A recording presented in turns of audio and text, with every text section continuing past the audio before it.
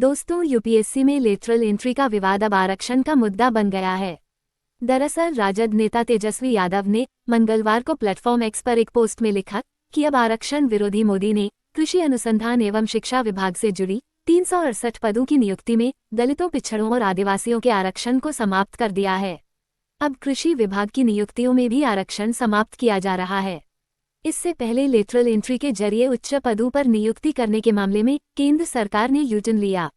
केंद्र के कार्मिक विभाग के राज्य मंत्री जितेंद्र सिंह ने यूपीएससी चेयरमैन प्रीति सुदन को पत्र लिखा और वैकेंसी रद्द करने के निर्देश दिए। 17 अगस्त को निकाले गए विज्ञापन के जरिए यूपीएससी ने केंद्र सरकार के मंत्रालयों में 45 पदों के लिए भर्ती निकाली थी। इसका सीधा सा मतलब होता है निजी क्षेत्र के विशेषज्ञों की सरकारी सेवाओं में नियुक्ति। इसके लिए न्यूनतम उम्र 45 साल और 15 साल के अनुभव की जरूरत होती है। विपक्ष के विरोध के बाद ये भर्ती रद्द कर दी गई है। कार्मिक विभाग के पत्र में कहा गया है कि लेटरल एंट्री के लिए निकली भर्तियों में आरक्षण का प्रावधान नहीं किया गया, जिसे ध्यान में रखते हुए इसे वापस लिया जाए। इससे राहुल गांधी और तेजस्वी यादव ने मुद्दा बनाया। लोकसभा में विपक्ष के नेता राहुल गांधी का कहना है, हम हर कीमत पर संविधान और आरक्षण व्यवस्था की रक्षा करेंगे। बिहार के पूर्व डिप्टी सीएम और राजद नेता तेजस्वी यादव का कहना है, पीएम मोदी संविधान और आरक्षण को खत्म करके उच्च सेवाओं में आईएएस आईपीएस की जगह बिना परीक्षा के आरएसएस के लोगों की भर्ती कर रहे हैं। ऐसे में सवाल आता है कि क्या केंद्र में होने वाली सभी भर्ती में आरक्षण का लाभ दिया जाता है? सरकारी नौकरी में आरक्षण की क्या व्यवस्था है? आइए इन सवालों के जवाब जानते हैं। आइए सबसे पहले जानते हैं कि केंद्र की नौकरी में कितना आरक्षण मिलता है। दोस्तों, वर्तमान में केंद्र की तरफ से निकाली जाने वाली नौकरियों में संविधान के अनुच्छेद 16 के तहत आरक्षण दिया जाता है। इसके तहत ही अनुसूचित जाति, अनुसूचित जनजाति और अन्य पिछड़े वर्गों के लिए आरक्षण का प्रावधान किया गया है। मौजूदा स्थिति के मुताबिक राष्ट्रीय स्तर पर अनुसूचित जाति को 15%, अनुसूचित जनजाति को 7.5% और अन्य पिछड़े वर्गों को 27% आरक्षण दिया जा रहा है। इस तरह कुल 50% आरक्षण दिया जा रहा है। वर्तमान में लेटरल एंट्री जिस भर्ती को रद्द किया गया है क्योंकि उसमें आरक्षण की बात नहीं की गई थी। इस पर विपक्ष का तर्क था कि लेटरल एंट्री के तहत भर्ती से एसटी, एससी और अन्य पिछड़ी जातियों का हक मारा जाएगा।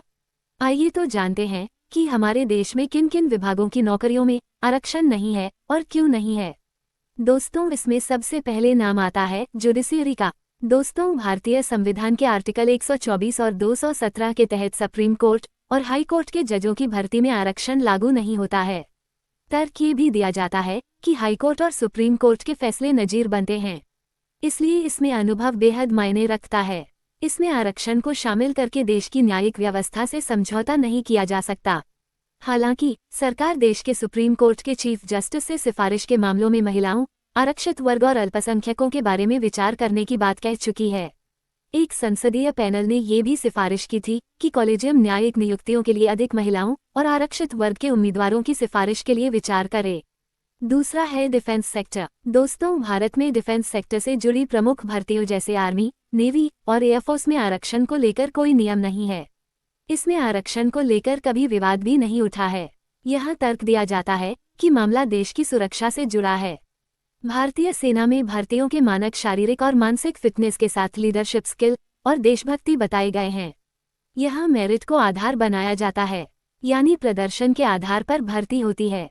विशेषज्ञों का कहना है आरक्षण भारतीय सेना के मानकों को कमजोर कर सकते हैं, इसलिए यहाँ आरक्षण का नियम नहीं लागू होता। तीसरा है इसरो और डीआरडीओ विभाग।